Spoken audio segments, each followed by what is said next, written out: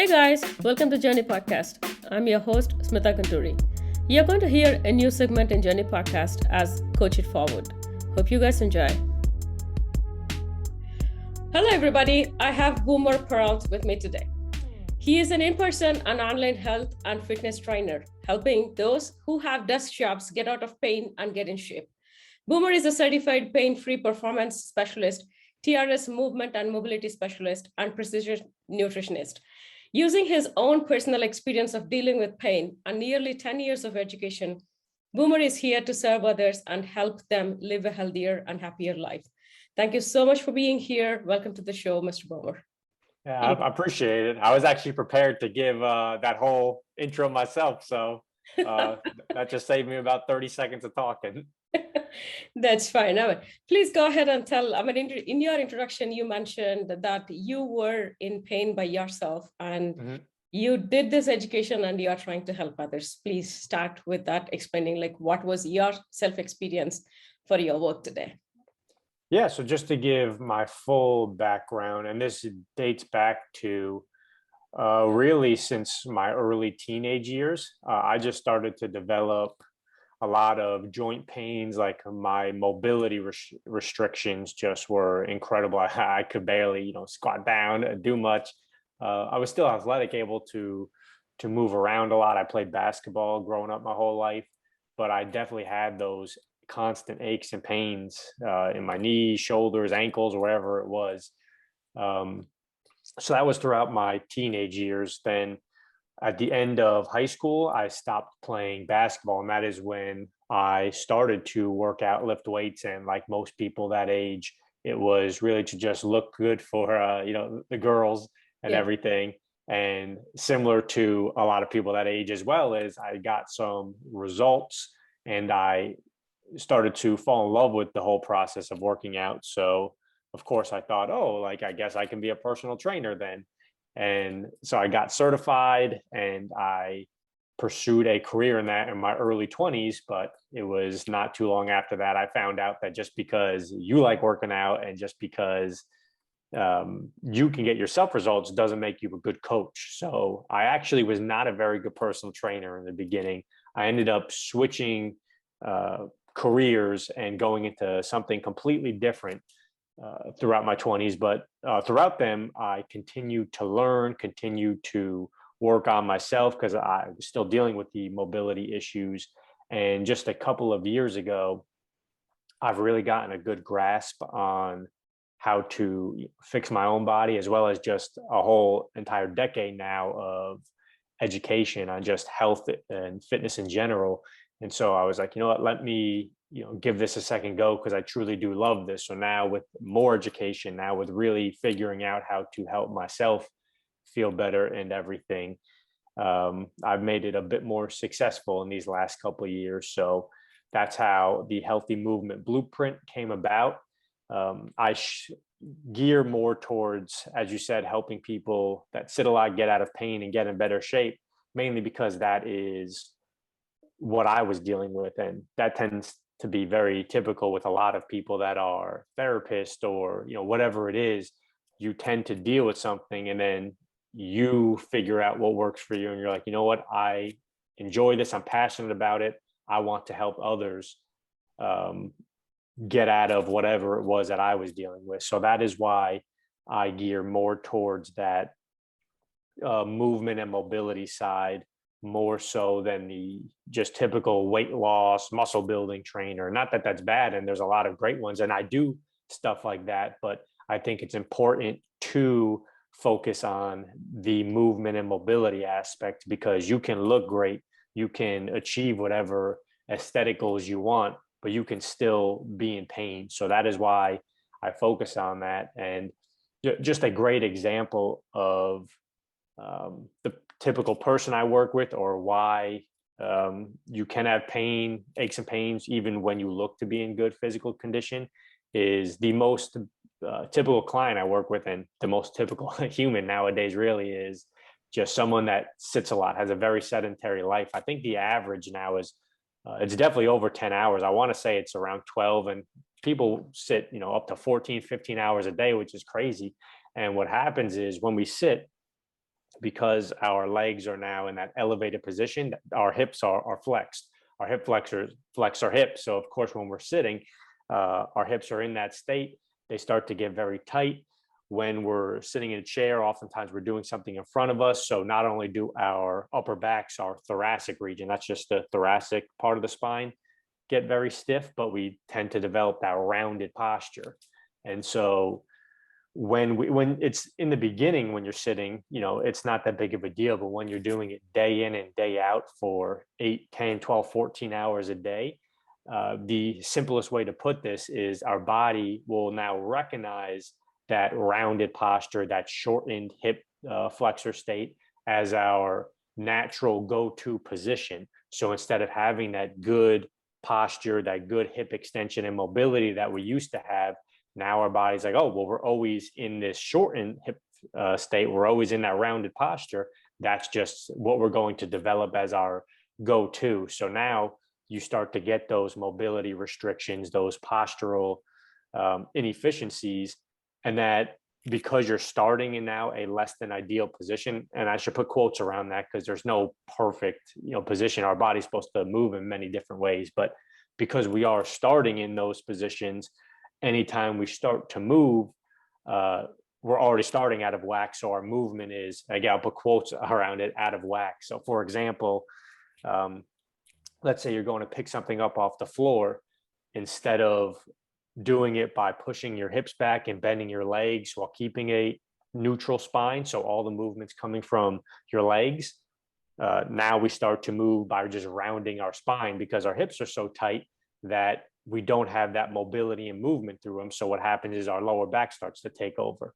Let's just say we're going to pick something up off a top shelf, or twisting to get something to our left or right. Instead of moving from our upper back, which is, again, quote unquote, where we're supposed to move from, because it's so stiff now, we can't. And so to compensate, our lower back does all the movement to arch, to reach something up top, or to twist when we're going left or right. And so whether it is some type of injury or just aches and pains, whether directly in the spine or the muscles around it, just repetition after repetition of constantly moving from the low back, because we simply don't have the mobility to move from the hips anymore or upper back anymore. Of course, that creates problems. And then there's secondary problems as well. If we're sitting a lot, our glutes get weak. If our glutes are weak, then we don't have the stability of our legs. And, now our knees and ankles are bothering us. I can go on and on about a million different things, but oh yeah. Sorry. Go ahead. No, I had a question. When you were mentioning that in your teens itself, you had a lot of pains. Mm-hmm. Usually, when kids of that age, or even general in anybody, when they have the pain, the first go-to would be going to a doctor to find out what's happening. Or at the max, it is physiotherapy or the chiropractor that they tend to go. So what made you to choose the workout route? Well, so back then, I obviously didn't really know much when you're 13, 14 years old. And so I would go to physical therapy. I went to a couple different physical therapists, and it would help a little, but I also wouldn't, like a lot of people that go to some type of physical therapy, I also wouldn't do the homework. I wouldn't do anything outside of therapy. So while it didn't make me super mobile, it helped the pain a little bit. But then a few weeks after, it started to come back. It actually got to the point when I want to say around 20, where I was, again, not very knowledgeable. And I started Googling, which could be one of the worst things you can do. And I landed on, getting some surgery, which the surgery was, I forget what it's called specifically, but essentially just unattaching the patella tendon, which is right on your knee, shaving it down and then reattaching it. It's a pretty serious surgery and the recovery is pretty long. And because I was just having so many issues with my knees and I couldn't play basketball like I used to, I wanted to get the surgery. So I went to 2 surgeons. One of them actually went as far as to recommend the surgery. The other one was like, oh yeah, he didn't recommend it, but he said, yeah, if you want it, I'll do it. And then I was like, let me get one more opinion. And I went to the most highly regarded therapist I had ever been to. This guy had worked with a few different Olympic athletes, and he brought me in his office, and asked me to do a couple squats, a couple lunges. And he was like, after just seeing me do a few movements, he was like, dude, like, you don't need surgery. You're just incredibly tight. Like your body doesn't move well. And that was actually the first time I ever realized, like, oh, like, you can't rely on doctors for every single answer. Like, you go to a surgeon, they were taught to do surgery. So that's what they're looking for. Oh, how can surgery help this person? So that's why when I went to that physical therapist, it really finally, for the first time, like set off a switch. Like, okay, like movement is medicine, essentially. Like, I don't need surgery, I need movement. The previous physical therapist I went to, they would, so it was one of those things where they would have you doing a lot of the right things, but they wouldn't tell you why you're doing it. So they Yeah. weren't educators. That first time when I was 2021 was the first time I really started to learn how mobility and movement can be cures for a lot of different things and a lot of aches and pains and ailments. Does that answer your question? Yep, definitely. Yeah. And another thing I had is like, yeah, initially you started your own coach, being a personal coach or whatever, and then you Mm-hmm. realized like you're not a better coach. Mm-hmm. Why is that self-realization, or like how did you feel that you are not a better coach? Because if somebody starts a business, or even like whatever they wanted to call it as, like, yeah, helping other people, but eventually it is a business end of the day. When they start it, they don't step back thinking that, yeah, they are not really like equipped far enough to help everybody. Instead, they would keep pushing it forward and making themselves better in the course of time or whatever. Mm-hmm. So, but why did you choose to step back, learn, and equip yourself better before you even move further? Mm-hmm. Yeah, so I think there's a couple reasons for that. I'll say first that most coaches, I think it's very rare that you actually start out doing something new and you're actually legitimately good at it. Like, there's always going to be a learning curve. Most people, no matter what they do, when they start, if you look, when you get 6 months into it, a year into it, and you look back, you'll be like, wow, like, I'm so much better than I was now. So a lot of people have that. But I think for me, it was more so realizing I didn't enjoy, at least back then, the coaching aspect as much as my own personal workouts.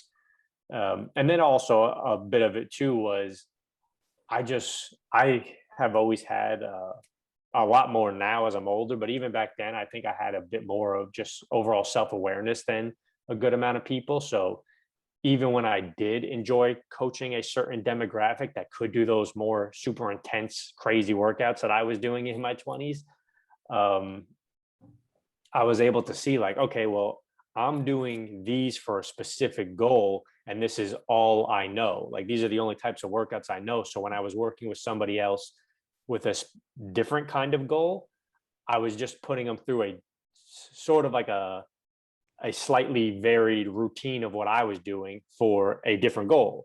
And so I was able to look at that and say, okay, well, unless I'm working with someone specifically like me, I'm just not going to be as good of a coach. And then there's, of course, just coaching in general, just a lot of the, one of the most important things with coaching is communication and finding out how to communicate with people so they better understand you. You could be on the same page. You don't, make them angry by being too aggressive or not being too aggressive when people then need it. So I just didn't have those skills back then. And while I could have continued my career in doing that, like I said, I just wasn't really enjoying it as much. So that's why I went with a opportunity that was a bit more financially lucrative. So that's where I went. But then, of course, I went for the money side, but I wasn't really enjoying what I was doing. That's why I eventually came back to what I'm doing now, because I enjoy it and I'm just overall better at it. Awesome. In your introduction, you also mentioned TRS movement. What does that mean? So TRS just stands for the ready state.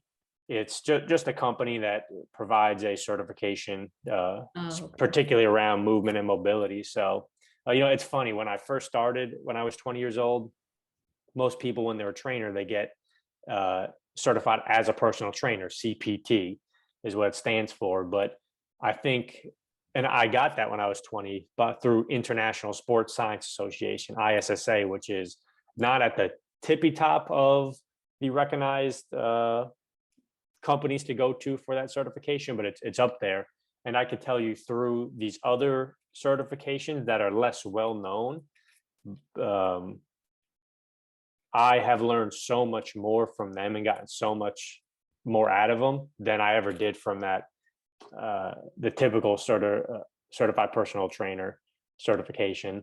And honestly, just through my own learnings, which is funny because it's the same way for anything I ever went to for high school or any education. I feel like when I am actually interested and find ways to learn that I want to learn versus how they teach you in grade school, I always got more out of it. Got you, got you. How is your work different from physiotherapy and chiropractic? Yeah, well, the biggest one is, and I'm not exactly sure how it works with a physical therapist, but because I'm not a doctor, I'm not allowed to um, diagnose injuries. I'm not allowed to directly treat injuries. I can, treat someone to get out of pain, but I can't treat specific injuries. And I'm not allowed, which doesn't, I do in-person and online training. Most of it's online, so this doesn't affect me that much. But I'm not allowed to do any manual work. So when you go to physical therapy, you'll see a lot of, or chiropractor is the biggest one. They'll be manipulating the muscles in the body in a certain way. I'm not technically allowed to do that. And there's a few things like that. But I also do like to refer to myself as the personal trainer version of a physical therapist. Because as I said, a lot of personal trainers will focus on that muscle building and fat loss side of things, where I'll do that, but it's let's first start out with your movement to make sure we can get your body healthy before we work on that, because I'm sure everyone would agree you would rather take that extra 2 to 6 months to get healthy and then get those results versus getting those results and then realizing, well, dang, I lost the weight, or dang, I look better, but my back's still killing me, and maybe even worse now because you were killing yourself in the gym with poor form, and now you're even a few steps farther back as far as that pain side than you were when you started. So that's my long-winded answer, saying there's a few things I'm not allowed to do, but I work in as close to a similar of a way as I can without going over that line or that boundary, and staying within my scope of practice.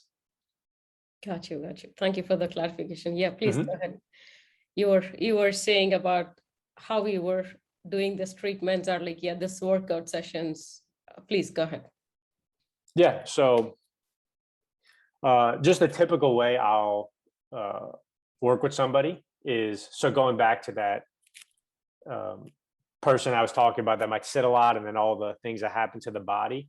I like to start out with that because it's important to, anytime anyone's dealing with any type of aches or pains, or something's wrong with the body, or even maybe something's not wrong with the body, but they have a goal they haven't been able to achieve yet, it's always important to find the root cause of why they can't hit that goal, the root cause of why they have the pain.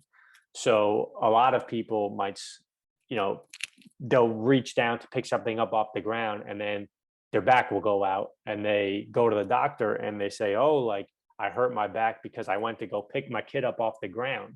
Well, no, you hurt your back because of that constant, once again, put quotes around it, inefficient movement for 3-4 years in a row of just only moving and hinging from the lumbar spine, the low back. In particular, for most people, it's L4, L5 in the spine. And then taking that a step further, you had those poor movement mechanics because you were sitting for 12 hours a day for the last 15 years of your life.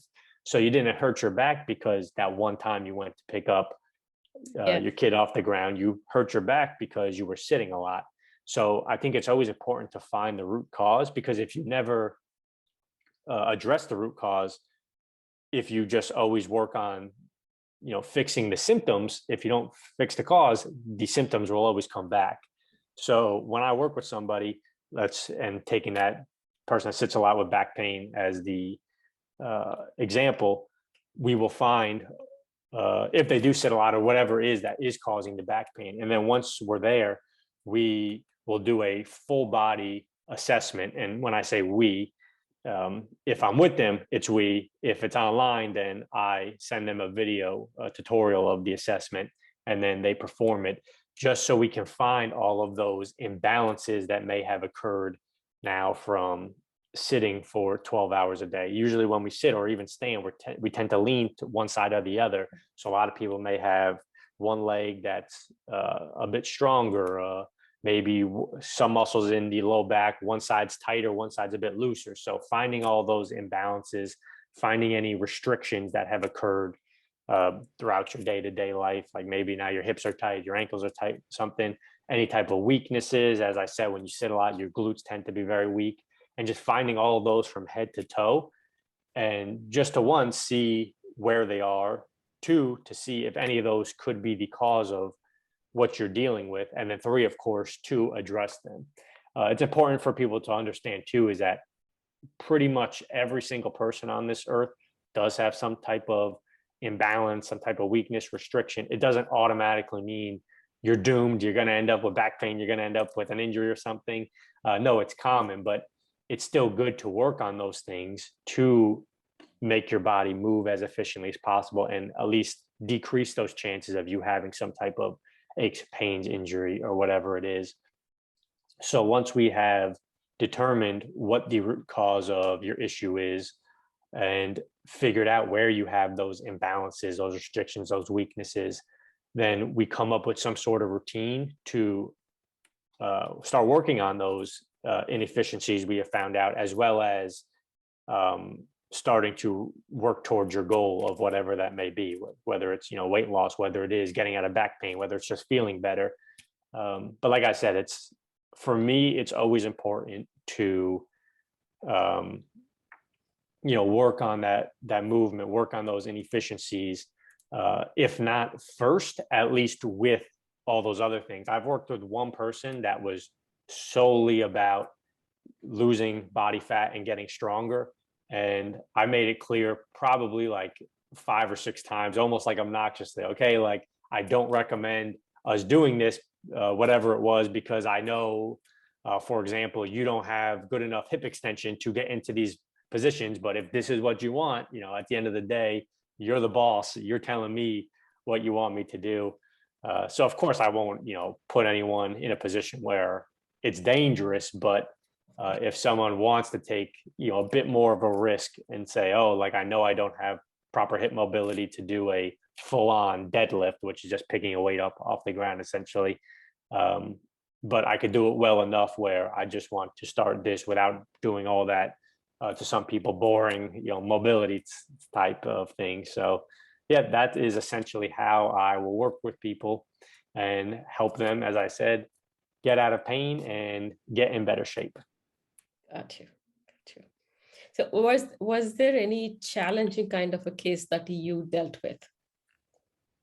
Yeah, I mean, there's always, I think more often than not, there's always some type of challenge that comes with most people. I think it's very rare that you set up a routine and it just works out, flawlessly. And that does happen, but I think it's rare.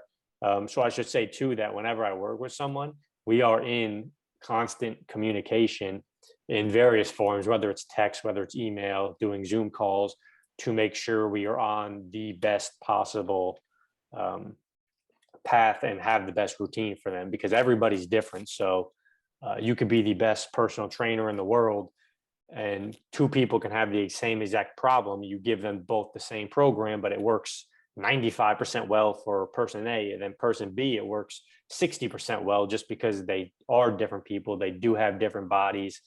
They do have different lifestyle habits and things of that nature. And everything, when it comes to health, everything is related. So if one person sleeps better than the other, they're going to have different results and things like that. So there's always tweaks and adjustments. I say real challenges come with the nutrition side, just because as detailed as you can get with someone, it's still for some people very challenging to fully understand what they're eating or how much they're eating.